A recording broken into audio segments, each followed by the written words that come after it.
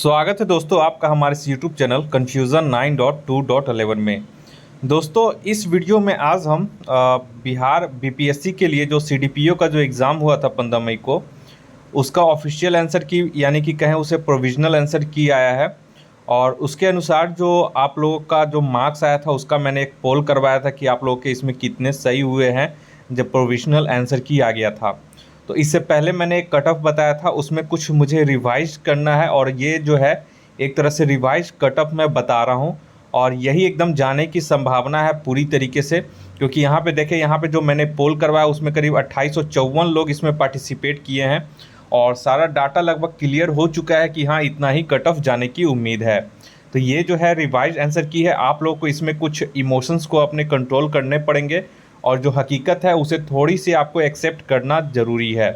ठीक है, भावनाओं में आप बहकर आप ये कर सकते हैं, नहीं ऐसा नहीं होगा, वैसा नहीं होगा, कम जाएगा, वो ऐसा नहीं होता है। ठीक है, तो यहाँ पे डिसाइड कर लें। सबसे पहले कुछ मैं आपको डिटेल बता दूंगा एग्ज़ाम से संबंधित, कितने लोग अपीयर हुए और कैसा क्वेश्चन का लेवल था। तो यहाँ पे सबसे पहले जो मेरा पोल करवाएं उसमें देख लीजिए, सबसे ज़्यादा 38% लोग आप यहाँ पे देख सकते हैं, उनका 85 से 90 के बीच में सही हुए हैं, यानी कि इसमें से सबसे ज़्यादा 1096 लोगों का वोट है। उसके बाद 91 से 94 के बीच में आप लोग देखेंगे तो 464 लोगों ने वोट किया है और 95 से 98 नंबर के बीच जिनका सही हुआ है उनका 450 के आसपास है। ठीक है, तो यहाँ पे उसके बाद जो है 99 से 103 के आसपास देखेंगे तो 380, और उसके बाद आपका 104 से 110 के बीच 216 लोग हैं, और यहाँ पे 110 से 15 के बीच 248 यानी कि 800 के करीब अगर हम बात करें तो 800 से ज़्यादा ही इसमें जो है वो 99 से लेके 115 के बीच में इनका है। ठीक है, तो यहाँ पे चलिए, अब ये मैंने आपको पोल दिखा दिया, अब इसका जो है एक रिवाइज आपको आंसर की हम लोग दिखा देते हैं। ठीक है, सॉरी, रिवाइज जो है वो कट ऑफ कितना होगा वो हम लोग पे उस पर चर्चा कर लेते हैं। देखिए, इससे पहले जो जब एग्ज़ाम हुआ था उसके बाद जो स्टूडेंट्स का जो रुझान था उसके अनुसार मैंने ये कट ऑफ बताया था, लेकिन जब आपका प्रोविज़नल आंसर की सीडीपीओ का आया तब उसके बाद फिर स्टूडेंट का जो ओरिजिनल रुझान था उसके बाद ये जो है इसी में मैं रिवाइज आंसर की बता दूंगा।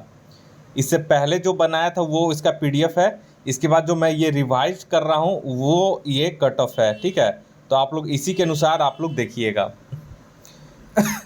तो सबसे पहले यहाँ पे बात कर लेते हैं हम लोग कुछ डिटेल कि देखिए, टोटल 1,82,000 लोग यहाँ पे फॉर्म भरे थे। ठीक है, जिसमें से केवल मात्र 50% लोगों ने एग्ज़ाम दिया था, यानी कि 91,000 के आसपास इसमें एग्ज़ाम दिया था। तो हम लोग यहाँ पे जो 91,000 से लेकर के 1,00,000 तक मानते हैं कि स्टूडेंटों ने या स्टूडेंट्स जो थे इसमें पार्टिसिपेट किए थे, यानी कि एग्ज़ाम दिए थे। तो इसके पिछले बार जो कट ऑफ था 2018 का, उसका जो कट ऑफ उससे आज की तुलना में हम कट ऑफ की तुलना नहीं कर सकते हैं। जो अगर 2018 से आज के डेट में कट ऑफ का तुलना करेंगे तो वो एक बेवकूफ़ी होगा, क्योंकि उस समय और आज के समय में एग्ज़ाम पैटर्न में भी चेंज हुआ है। जैसे मैथ्स और साइंस, मैथ्स से 10 क्वेश्चन और साइंस से 30 क्वेश्चन दे दिया गया था, तो ये भी चीज़ चेंज किया गया है। तो इससे क्या होता है कि मैथ्स और साइंस दे देने से क्या होता है कि नंबर स्टूडेंट्स थोड़ा सा ज़्यादा सही कर लेते हैं। जैसे मैथ्स जिनका बढ़िया वो तो 10 में 10 सब सही कर देते हैं, साइंस के स्ट्रीम से हैं तो साइंस उनका बहुत प्लस पॉइंट हो जाता है। और हिस्ट्री का जो था वो लेवल थोड़ा सा मॉडरेट टू हार्ड कर दिया था, तो इस वजह से थोड़ा सा यहाँ पे है, पहले की तुलना हम नहीं कर रहे हैं, जो हकीकत है उसकी हम बात कर रहे हैं। तो देखिए यहाँ पे हम लोग देख लेते हैं एक एक करके। तो यहाँ पे देखिए, अनरिजर्व का मैंने जो पहले बताया था वो 106 नंबर कट ऑफ बताया था, लेकिन अब जो मैं रिवाइज कर रहा हूँ इसमें अनरिजर्व में कोई ज़्यादा फर्क नहीं पड़ेगा। इसका जो है वो 101 से मैं 105 बोल रहा हूँ। ठीक है, 101 से लेके 105 के बीच में इसका कट ऑफ रहेगा अनरिजर्व कैटेगरी का। ठीक है, नेक्स्ट है ये जो अच्छा 101 से 105 रेंज में क्यों ले रहा हूँ वो बता रहा हूँ कि देखिए, फाइनल जब आंसर किया आएगा तो 2-3 मार्क्स का और फर्क पड़ेगा, तो इसीलिए मैं 3-4 का मतलब रेंज बता दे रहा हूँ। अगर इस रेंज में आप हैं तो आप अपने आप को सुरक्षित समझिए। ठीक है, तो इसीलिए मैं थोड़ा सा रेंज में बता दिया हूँ कि 101 से 105 के बीच में अनरिजर्व का जाएगा, और वहीं अनरिजर्व फीमेल का अगर बात करें तो इसका जो है अनरिजर्व फीमेल का अगर बात करें तो इसका जो कट ऑफ रहेगा वो 96 से लेके 99 के बीच में इसका कट ऑफ रहेगा। और EWS का बात करें तो इसका जो कट ऑफ रहेगा रेंज वो रहेगा 98 से लेकर के 102 के बीच में, ये रहेगा EWS का।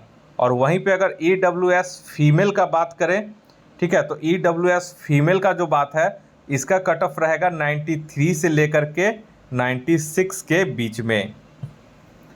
और SC का शेड्यूल कास्ट का बात करें तो इसका रहेगा 92 से लेकर के 95 के बीच के रेंज में इसका रहेगा।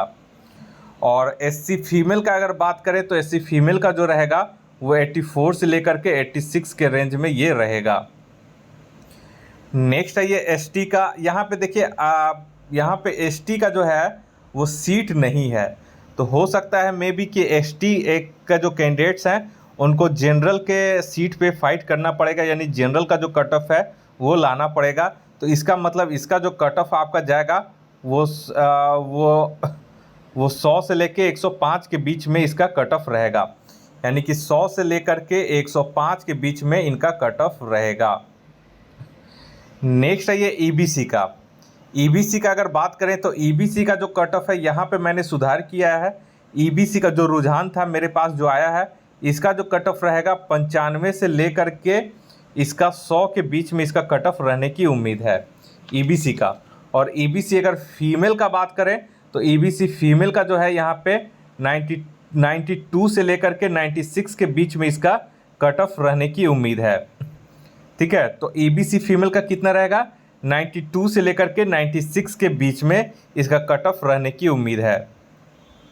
उसके बाद आइए BC में, तो BC का जो कट ऑफ रहेगा रेंज वो रहेगा 96 से लेकर के 101 के बीच में इसका कट ऑफ रहेगा। ये मैंने यहाँ पे इसका भी रिवाइज किया है। BC का जो है वो 96 से लेकर के 101 के बीच में रहेगा। BC फीमेल का जो है वो BC फीमेल का आप लोग देख ले, इसका जो रहेगा BC फीमेल का जो रहेगा वो रहेगा आपका 93 से लेकर के 97 के बीच में इसका कट ऑफ रहेगा BC फीमेल का। और BCL यानी कि इसमें जो वोमेंस के लिए अलग से 3% रिजर्वेशन दिया जाता है, इसका जो कट ऑफ रहेगा वो 95 से लेकर के 97 के बीच में रहेगा, यानी मैक्सिमम 97 जाएगा और ऐसे अगर 95 तक जाने की उम्मीद है। तो मैंने रेंज भी ऐसा नहीं है कि 5-10 का रेंज ले रहा हूँ, एकदम क्लोज रेंज ले रहा हूँ और उसी के बीच में आप लोगों की पूरी जो है वो कट ऑफ रहने की यही उम्मीद है। और आप लोग इस वीडियो को सेव कर लीजिएगा ताकि जब रिज़ल्ट आए तब आप लोग इस पे बात कर सकते हैं कि हाँ सर आपका जो कट ऑफ है वो आपने गलत बता दिया था, आपका जो प्रेडिक्शन है वो गलत हो गया था। तो मुझे भी एक्सेप्ट करने में खुशी होगी कि हाँ मेरा प्रेडिक्शन गलत हुआ और आगे से मैं इस पे ध्यान दूंगा, ठीक है। लेकिन सबसे पहले आप लोग को मैच करना पड़ेगा कि जो मैंने बताया है, जिस तरीके से बताया वो भी देखिएगा कि हाँ इतना जा रहा है कि नहीं, उस रेंज में जा रहा है कि नहीं। प्लस माइनस 1-2 अगर इधर हुआ तो वो नहीं बोलेंगे कि हाँ मेरा प्रेडिक्शन गलत हुआ, वो बोलेंगे कि हाँ प्रेडिक्शन लगभग सही के अप्रॉक्स पहुँच गया था। तो यहाँ पर देख लें आपका। अब आइए डिसेबल्ड में, तो डिसेबल्ड विजुअली इम्पेयर्ड में आपका यहाँ पर जो है इसका जो रेंज होगा 84 से 89 के बीच में, ठीक है। इसका जो रेंज होगा विजुअली इम्पेयर्ड का 84 से लेके 89 के बीच में। वहीं पे डिसेबल डीफ डंप का आइए, तो डीफ डंप का जो है वो 81 से लेकर के 82 के बीच में रहेगा। वहीं पे डिसेबल्ड ऑर्थो हैंडीकैप्ड का जो है ये आपका 93 से लेकर के 96 के बीच में रहेगा। और डिसेबल्ड MD जो है ये यहाँ पे आपका 63 से लेकर के 66 तक इसका रेंज रहेगा। और नेक्स्ट जो है grand child of x freedom fighter, इसका जो रेंज है ये आपका 95 से लेकर 99 के बीच में रहेगा, जो कि EBC का जो कट ऑफ रहेगा वही लगभग इसके बराबर जाने की उम्मीद है। तो ये जो है आप लोग को मैंने कट ऑफ बता दिया है। उम्मीद करते हैं कि इसका जो रिज़ल्ट है वो आपको 15 दिन के अंदर रिज़ल्ट भी प्रकाशित कर दिया जाएगा। अगर एक अभी के सिचुएशन में आप लोग क्या करें, अगर आपका 101 से प्लस है, किसी भी आप कैटेगरी में रहें, तब मैं बोलूँगा कि मेंस का तुरंत अभी से तैयारी शुरू कर दें, ठीक है। 101 प्लस जिनका है वो अभी से मेंस की तैयारी शुरू कर दें, थोड़ा थोड़ा करके नोट्स बनाना शुरू कर दें, आंसर रिवीजन प्रैक्टिस करना शुरू कर दें, ठीक है। और जिनका अगर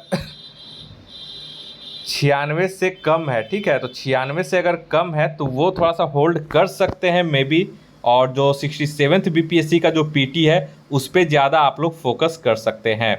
तो फिलहाल इस सिचुएशन में यही होगा। और एक अपडेट और दे दें कि 67th का जो है 67th का 2 केस चल रहा है कि एक क्या है, एक डिसीजन क्या लेना है कि जो आपका 67th बीपीएससी का जो एग्ज़ाम कैंसिल हुआ तो दोबारा जो होगा उसमें जो एग्ज़ाम में जो 8 मई को नहीं बैठे थे, तो क्या दोबारा जब एग्ज़ाम का डेट आएगा तो क्या जो एग्ज़ाम नहीं दिए थे 8 मई को वो भी उसमें अपीयर हो सकते हैं या नहीं हो सकते हैं।